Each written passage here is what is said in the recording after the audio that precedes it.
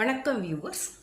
இன்றைய வீடியோவில் நம்ம என்ன கற்றுக்க போகிறோம் அப்படின்னா, மாற்றி எழுதக்கூடாத எழுத்துக்கள். அப்படின்னா நம்ம ஹிந்தியில் ஸ்வர் படித்தாச்சு, வியஞ்சன் படித்தாச்சு, பாரகடி படித்தாச்சு.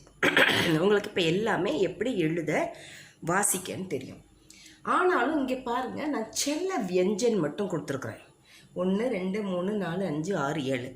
எதுக்காக இது மட்டும் கொடுக்கணுன்னா, இதை எழுதும் பொழுது நம்ம கொஞ்சம் மாற்றி எழுதிட்டோம்னா அது வேறொரு எழுத்தாக மாறிவிடும். சரியா? இங்கே பாருங்கள், ஃபஸ்ட்டு லெட்டர் எழுதியிருக்கிறேன். இது என்னன்னு உங்களுக்கு தெரியும் ஆல்ரெடி. இது என்னது க, அப்படிதானே? இந்த கக்கு ஸ்டார்டிங்கில் நம்ம சுழிக்க வேண்டாம். பை மிஸ்டேக் சப்போஸ் நீங்கள் சுழிச்சிட்டிங்கன்னா அது நம்மளுக்கு என்னவா மாறிடும்? தவா மாறிடும். இந்த கேல சுழிச்சா தேவா மாறிடும். சரியா? ஸோ இங்கே எங்கெல்லாம் க எழுதணுமோ அங்கே சுழிச்சிடாதீங்க. அதே மாதிரி எங்கெல்லாம் த எழுதணுமோ அந்த இடத்துல சுழிக்க மறந்துடாதீங்க. சுழிக்க மறந்தீங்கன்னா அது கவா மாறிடும். அடுத்து பாருங்க, ட. இந்த டல இங்கே பாருங்க, இது ட. நீங்கள் சுழிச்சிட்டிங்கன்னா டேவா மாறிடும். ஸோ ட எழுத வேண்டிய இடத்துல ட சுழிச்சு டேவாக்கிறாதீங்க. இதே மாதிரி இந்த ட எழுத வேண்டிய இடத்துல பை மிஸ்டேக் இப்படி சுழிக்கும் பொழுது கீழே கோடு வந்துட்டுனா அது நம்மளுக்கு என்னவா மாறிடும்? டேவா மாறிடும். ஸோ அது கேர்ஃபுல்லாக எழுதணும். ட எழுதும் பொழுது சுழியிலேருந்து கீழே கோடு வந்துட்டுனா அது நம்மளுக்கு தவா மாறிடும். சரியா? அடுத்து பாருங்க, த. இப்போ தேல என்ன ஆகும்? நீங்கள் இந்த த எழுதும் பொழுது நுனியில் சுழிச்சிட்டிங்கன்னா அது நமக்கு நேவா மாறிடும். ஸோ பத்திரமா பார்த்து எழுதணும். இதில் சுழிச்சிட்டிங்கன்னா அதாவது ந எழுத வேண்டிய இடத்துல நீங்கள் சுழிக்காம விட்டுட்டிங்கன்னா அது தேவா மாறிடும். சரியா? அடுத்தது பாருங்கள், இது த. த எழுத வேண்டிய இடத்துல நீங்கள் சுழிக்க மறந்தீங்கன்னா உங்களுக்கு ஏ கிடைச்சிரும். ஏக்கு சுழிக்க வேண்டாம், நம்ம ஏக்கு சுழிக்க வேண்டிய அவசியம் கிடையாது. சரியா? இதையே ஏ எழுத வேண்டிய இடத்துல பை மிஸ்டேக் நீங்கள் சுழிச்சிட்டிங்கன்னா உங்களுக்கு த கிடைச்சிரும். அடுத்தது பாருங்க, ப. இந்த பல நம்ம தவறுதலாக கூட பை மிஸ்டேக்காக நீங்கள் ஒரு கட் போட்டுட்டிங்கன்னா அது உங்களுக்கு ஷேவாக மாறிடும். ஷே எழுதுறதுக்கு கட் பண்ண மறந்துட்டிங்கன்னா உங்களுக்கு பே கிடச்சிரும். சரியா? இப்போ அடுத்தது பாருங்க, ப. பேல கட் பண்ணணும். நீங்கள் கட் பண்ண மறந்துட்டிங்கன்னா அது வேவா மாறிடும். ப எழுத வேண்டிய இடத்துல பை மிஸ்டேக் கட் பண்ணிட்டீங்கன்னா அது உங்களுக்கு பேவா மாறிடும். புரிஞ்சுதா? ஸோ பனா கட் பண்ணணும், வேன்னா கட் பண்ணக்கூடாது. இது பாருங்க, ப. இந்த பல சுழிச்சிருக்கிறோம். நீங்கள் சுழிக்காமல் விட்டிங்கன்னா அது மேவா மாறிடும். மேலே சுழி வேண்டாம். பை மிஸ்டேக் சுழிச்சிட்டிங்கன்னா அது உங்களுக்கு பேவா மாறிடும். சரியா? ஸோ இந்த லெட்டர்ஸில் இதில் சுழிக்கப்படாது, இந்த கேல சுழிக்கக்கூடாது, தல சுழிக்கணும். தேல சுழி வராது, இந்த டக்கு சுழி வரும், இந்த தக்கு கீழே கோடு வரும். இந்த டேக்கு முதல்ல அந்த சுழி இருக்கப்படாது, நேக்கு சுழி இருக்கணும். இதே மாதிரி தாக்கு சுழி இருக்கணும், ஏக்கு சுழி இருக்கக்கூடாது. பேல கட் பண்ணக்கூடாது, இந்த ஷேலை கட் பண்ணணும். பேல உள்ள கட் பண்ணணும், வேலை கட் பண்ணக்கூடாது. பேல சுழி இருக்கணும், இதே மேலே சுழி இருக்கக்கூடாது. இதை குழப்பிடாதீங்க, குழப்பாமல் எழுதுங்க. கொஞ்சம் ஸ்டார்டிங்கில் இதாக இருக்கும், அப்போ போக போக கரெக்டாக வந்துடும். சரிங்களா? அடுத்தது ராக்கி மாத்திரா எப்படி எழுதணும்னு பார்ப்போம். சரியா? இங்கே பாருங்கள், ராக்கி மாத்திரான்னு கொடுத்துருக்குறேன். அதாவது நம்ம ஆல்ரெடி படித்தாச்சு, ஆக்கி மாத்திரா ஆக்கி மாத்திரா. இதெல்லாம் ராக்கி மாத்திரானா ர நம்ம 3 விதமாக எழுத முடியும். பார்த்துக்கிடுங்க. ஒன்று, இந்த கோட் லெட்டருக்கு இடையில கீழே ஒரு கோடு, சிறிய கோடு போடுறதுனால. இன்னொன்று, இந்த சிறிய வி உல்டா ஸ்மால் வி, அதாவது வியை மாற்றி தலகுத்திர போட்டால் அடி, அந்த லெட்டருக்கு அடியில் வியை தலகுத்திர மாற்றி போட்டால் அதுக்கு ஒரு ப்ரொனன்சியேஷன் உண்டு. லெட்டருக்கு மேலே ஸ்மால் சி போட்டால் அதுக்கு ஒரு ப்ரொனன்சியேஷன் உண்டு. சரியா? இதை எப்படின்னு பார்க்கலாம். ஒன்று, அந்த லெட்டரோட ஃபார் எக்ஸாம்பிள் பாருங்கள், ஃபஸ்ட்டில் இந்த ர எப்படி போடணும் அப்படின்னு பார்க்கலாம். இது நம்ம எல்லாருக்குமே தெரியும் க. இந்த கக்கு கீழே நீங்கள் இப்படி சிறிய கோடு போட்டிங்கன்னா இதுக்கு பேர் என்னென்னா முதல்ல புள்ளி வச்ச கேவை புள்ளி வச்ச எழுத்தா எழுதிக்கிடுங்க. இக்கு இது ரவா மாறும். இக்குற இது பேர் என்னது இக்குற. அப்புறம் பாருங்க ச கிட்டக்க கோடு. இப்போ இந்த சேவினுடைய புள்ளி வச்ச எழுத்து என்ன எழுதுவோம் இச்சு ர. சரியா? அப்புறம் த இந்த உள்ளுக்குள்ள அந்த சிறிய கோடு போட்டா இத்து ர. சரியா? அப்புறம் ப சின்ன கோடு போட்டா இப்பு ர. புள்ளி வச்ச எழுத்து அப்புறம் ர. இச்சு ர இத்து ர இப்பு ர. இதுக்கு இந்த ஸ்மால் சீக்கு எப்படின்னு பார்க்குறோம். அவ்வளோதானே? இங்கே பாருங்க. அடுத்தது ம இங்கே கோடு இம்மு ர. என்ன வருது இம்மு ர. இங்கே பாருங்க ச கிட்டக்கு அந்த கோடு போட்டாச்சு. அப்போ நம்ம என்ன சொல்லுவோம் இஸ்ஸு ர. அது எப்படி இப்படி போடுங்க இஸ்ஸு ர. அப்போ தான் நம்மளுக்கு கன்ஃபியூஸ் ஆகாமல் இருக்கும். இல்லைன்னா எஸ்ஆர்இ ஸ்ர. சரியா? இதே மாதிரி வேறு என்ன லெட்டர் போடலாம்? க ச த ட ந. பாருங்க ந இன்னு ர இன்னு ர. இங்கே பாருங்க ஃப கோடு இஃப் ர ஃப்ர. சரியா? ஒரு வியஞ்சனுக்குள்ள வியஞ்சனுடைய ஆமாத்திரா. சரிங்களா? ஆமாத்திராவோ ஆமாத்திரா இந்த கீழே ஒரு கோடு வந்திருந்தால் அதனுடைய புள்ளி வச்ச எழுத்து அதை ஃபாலோடு பை அடுத்தால் நம்ம என்னது ரே போடணும். இப்போ இது வேர்ட்ஸில் வரும் பொழுது நம்ம எப்படி வாசிக்கணும் அப்படின்னு பார்ப்போம். சரியா? இங்கே பாருங்க சில வேர்ட்ஸ் கொடுத்துருக்குறேன். சரியா? இப்போ இதை வாசிக்க ஆரம்பிப்போமா? இங்கே பாருங்கள் இப்போ கூட இந்த ரே மாத்திரா வந்திருக்கு. இப்போ கூட இந்த ரே மாத்திரா வந்திருக்கு. அப்போ ஃபஸ்ட்டு என்ன சொல்லுவோம் இப்பு ர. ஆனால் அதுக்கு அடுத்து நமக்கு என்னது இருக்குது ஆக்கி மாத்திரா. அப்போ ரே ஆக்கி மாத்திரா ரா ஆகுமா? அப்போ இப்பு ரா எப்படி சொல்லணும் இப்பு ரா. இங்கே பாருங்கள் இது என்னவா மாறும்னா இப்பு ரா பிராத்தஹ. அப்போ எப்படி ரீட் பண்ணணும் பிராத்தஹ பிராத்தஹ கால்மே அப்படின்னா ஓல்டன் டேஸ்லன்னு சொல்லக்கூடியது. சரியா? அடுத்தது பாருங்க க ர. அப்போ கிரக இது என்னவா மாறும் கிரக வீடு. அடுத்தது ச இக்கு ர சக்கர வீல் சக்கரம் சொல்லுவோம் பார்த்தீங்களா? அடுத்தது பாருங்க இது வந்து என்னது இக்கு ர. ஆனால் கிட்டக்கு ஆ மேலே கும்பு வந்திருக்காருன்னா ஓக்கி மாத்திரா. அப்போ ரேவினுடைய ஓக்கி மாத்திரா என்னது ரோ. அப்போ இது எப்படி வரும்னா இக்கு ரோ இது. அப்போ க்ரோது இது எப்படி வாசிக்கணும்னா க்ரோது. சரிங்களா? இக்கு ர நமக்கு இங்கே ஓக்கி மாத்திரா இருக்குது. அப்போ ரேவினுடைய ஓக்கி மாத்திரா ரோ. ஸோ க்ரோதுன்னு வரும். எப்படி ரீட் பண்ணணும் க்ரோது. கோபம் இருக்குது பார்த்தீங்களா? அடுத்தது இது பாருங்க இப்பு ர. இது என்னது இப்பு ர. ஆனால் ஏக்கி மாத்திரா இருக்கா? அப்போ ரேவினுடைய ஏக்கி மாத்திரா என்னது ரே பிரேம். இது என்னது பிரேம்னா அன்புன்னு உங்களுக்கு தெரியும். அடுத்தது பாருங்க இப்பு ர. அப்போ பிர கா இஷ் பிரகாஷ் நேம் பிரைட் ஒளி. அடுத்தது பாருங்க இப்பு ர பிர தா இப் பிரதாப் நேமுன்னு சொல்லிக்கலாம். வீர பிரதாபங்கள்னு சொல்லுவோம் பார்த்தீங்களா? அப்படியும் வரும். அடுத்தது பிர சா இது பிரசாத் அப்படின்னா நேம் பிரசாதம் அப்படின்னு சொல்லுவோம். பிர நா இம் பிரணாம் அப்படின்னா வணக்கங்கள் என்னுடைய வணக்கம் உரித்தாகுகன்னு சொல்லுவோம் பார்த்தீங்களா? பிரணாம். ஸோ எப்படி வரும் இந்த ரக்கி மாத்திரா ஒரு வியஞ்சனோட வந்திருந்தால் அதுக்கு அடுத்து நம்மளுக்கு என்ன மாத்திரை வருதோ ஆ மாத்திராவோ ஓ மாத்திராவோ ஐ மாத்திராவோ ஈ மாத்திராவோ அதை பொறுத்து அந்த ராக்கி மாத்திரா சேரும். ஆனால் வியஞ்சனுக்கு புள்ளி வச்சு சொல்லணும். சரிங்களா?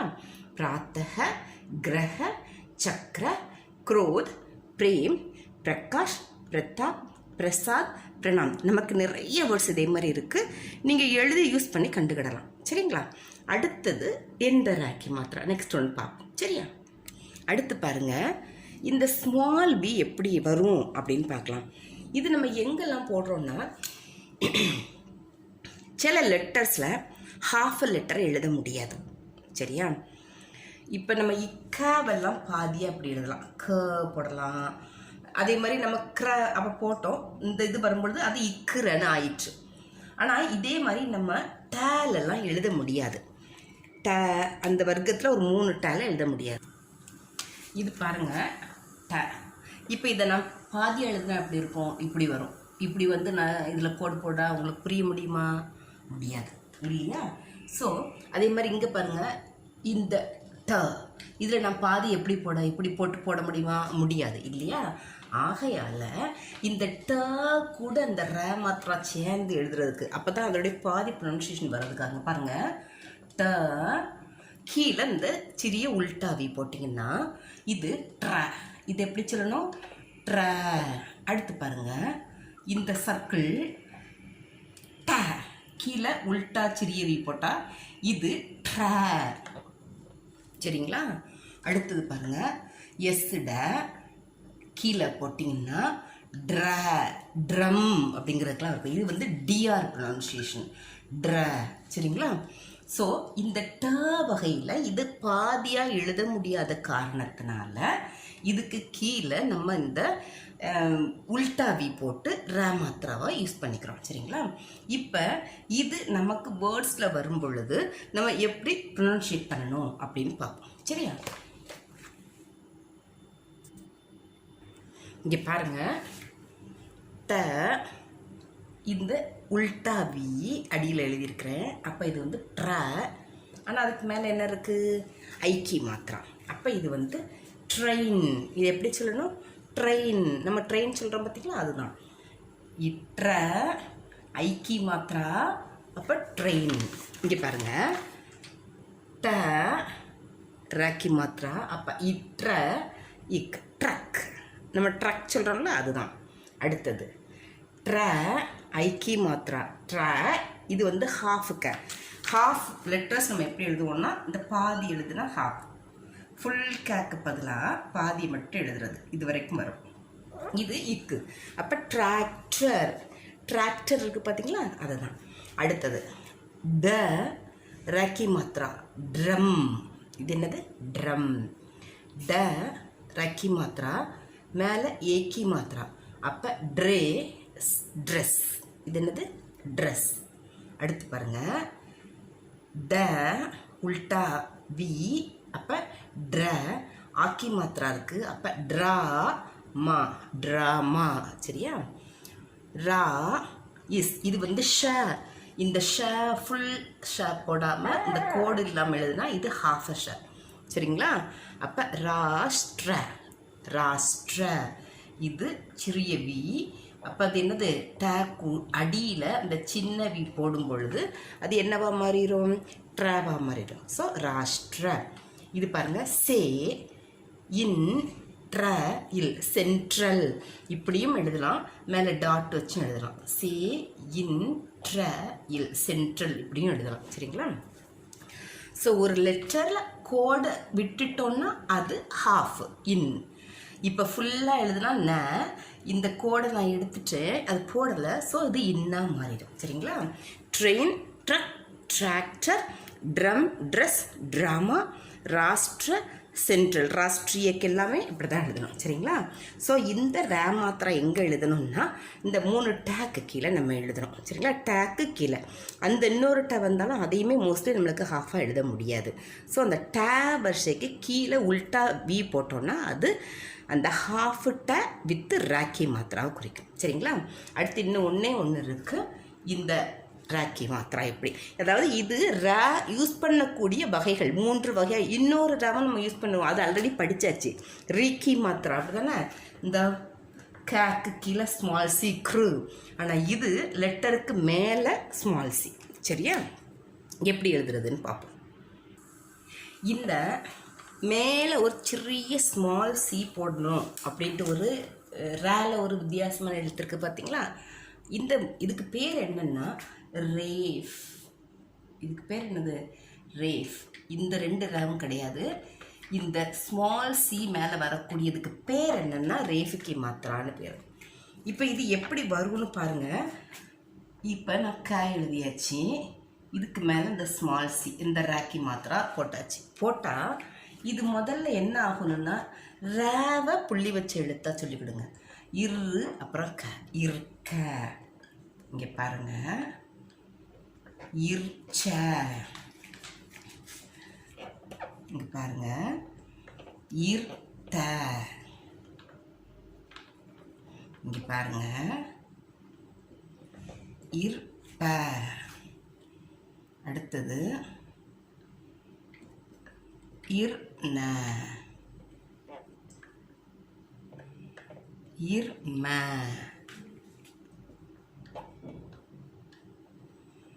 இருச. சரிங்களா? இங்க பாருங்க, இர்ய. இந்த ரேஃப்கி மாத்திரா வந்திருந்ததுன்னா, ஒரு லெட்டருக்கு மேலே ரேஃப்கி மாத்திரா வந்திருந்ததுன்னா முதல்ல இருன்னு சொல்லிக்கிட்டு அதுக்கப்புறம் அந்த வியஞ்சனை யூஸ் பண்ணுங்க. சரிங்களா? இருக்க, இருச்ச, இருத்த, இருப்ப, இருன, இரும, இருச, இரிய. புரிஞ்சுதுங்களா? இப்போ இது வேர்ட்ஸில் வரும்பொழுது நம்ம எப்படி யூஸ் பண்ணணும் அப்படின்னு பார்ப்போம். சரியா? இங்கே பாருங்கள், சில வேர்ட்ஸ் கொடுத்துருக்குறேன். எப்படி யூஸ் பண்ணணும் இந்த ரேஃபிக்கி மாத்திரான்னு பாருங்கள். க, இர், வ, கர்வ. இது என்ன சொல்லணும்? கர்வ. த, இர், ம, தர்ம. ச, இர், ப, சர்ப்ப. க, இர், ம, கர்ம. மா, இர், க, மார்க. கா, இர், ய, கார்ய. ந, இர், த, இக், நர்த்தக். க, இர், ஜ, இன், கர்ஜன்.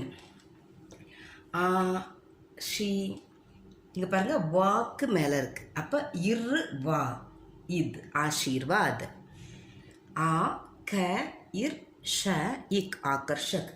இதில் வேக்கு மேலே ரேஃப்கி மாத்திரை வந்ததுனால இது இருவவா மாறும். ஸோ கர்வ. இங்கே மேக்கு மேலே ரேஃபிக்கி மாத்திரை வந்ததுனால இருமவா மாறும். தர்ம. இதில் பேக்கி மேலே வந்ததுனால அது இருப்ப. ஸோ சர்ப்பன்னு சொல்லுவோம். இங்கே மேக்கி மேலே ரேஃபிக்கி மாத்திரை வந்ததுனால இருமவா மாறும். கர்ம. இதில் கி மேலே ரேஃபிக்கி மாத்திரை வந்திருக்கு. ஸோ இது இருக, மார்க. இங்கே ஏக்கு மேலே வந்ததுனால இரிய, தட் மீன்ஸ் காரிய. இங்கே பாருங்கள், தக்கு மேலே வந்திருக்கிறதுனால இருத்த. ஸோ நர்த்தக். ஜாக்கு மேலே ரேஃபிக்கி மாத்திரா வந்ததுனால இர்ஜ. ஸோ கர்ஜன். இங்கே ஆக்கு மேலே வந்ததுனால இந்த ரேஃபிக்கி மாத்திரா வந்ததுனால இது வந்து இருவான்னு சொல்லுவோம். ஸோ ஆஷீர்வாத். இதில் ஷாக்கு மேலே ரேஃபிக்கி மாத்திரா வந்ததுனால இர்ஷ. ஸோ ஆகர்ஷக். மீனிங் பாருங்கள், கர்வன்னா ப்ரௌடு. நம்ம தமிழில் கர்வம் அப்படின்னு சொல்லுவோம் பார்த்தீங்களா, அதுதான். தர்மம் சொல்கிறோம்ல, அதான் தர்ம. சர்ப்பன்னா நம்ம சர்ப்பம் சொல்லுவோம், மோஸ்ட்லி நமக்கு தெரியும், பாம்பு. கர்ம அப்படின்னா வேலைகள். சரிங்களா? கர்ம வினை, கர்மம்னா வேலைகள் செய்யும். அடுத்தது மார்க அப்படின்னா வழிமுறைகள். நம்ம இதிலேருந்து தப்பிக்க மோஸ்ட்லி நம்ம தமிழ்லையும் இருக்குது. மார்க்கம் உண்டான்னு சொல்லுவோம் பார்த்தீங்களா. காரியனா வேலை. இப்போ காரியாலய அப்படின்னா ஆஃபீஸ், அலுவலகம். நர்த்தக் அப்படின்னா டான்சர். சரிங்களா? கர்ஜன், கர்ஜிப்பது. ஆஷீர்வாத், எனக்கு ஆசீர்வாத், பிளெஸிங்ஸ் வேணும்னு சொல்லுவாங்க. ஆகர்ஷக்னா ஈர்க்கப்படுவது, அட்ராக்டிங். சரியா? ஸோ இப்போ ரேஃப்கி மாத்திரம் முடிச்சு. ஆக நம்ம ரேல 3 முறையில் ரே எழுதலாம். சரிங்களா? அதே மாதிரி வியஞ்சனில் மாற்றி எழுதக்கூடாதுங்கிறதையும் பார்த்துட்டோம். ரேல 3 விதமான ரே எப்படி எழுதுறது, வாசிக்கிறதுன்னு பார்த்தாச்சு. சரிங்களா? அடுத்த வீடியோவில் பார்க்கலாம். தேங்க்யூ.